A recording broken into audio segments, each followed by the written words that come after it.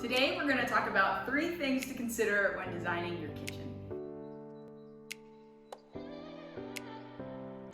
So one of the most important things to consider is your space between your range and your island. So right here we have 45 inches, which is an ideal amount of space.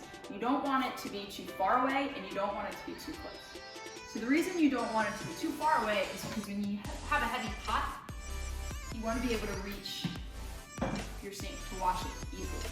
And the reason you don't want it too narrow is because you want to make sure you have good traffic flow when you are working at the sink. People aren't running into you the whole time, or if you're pulling something out of the range, people aren't bumping into you. Another thing to consider is storage. So you definitely want to map out your kitchen sequentially in how you're going to work. So here we have pots and pans because it's close to the range. So flanking the range, typically we do large drawers or cabinets for pots and pans. We also do spices and then utensils close to the range. And on this side, we'll have typically pot holders. And then flanking the sink, typically we do a drawer and then a pull-out trash and recycle, and then on one side, a dishwasher. The third thing to consider when designing your kitchen is the triangle. So you want a triangular workspace between the range, the sink, and the refrigerators.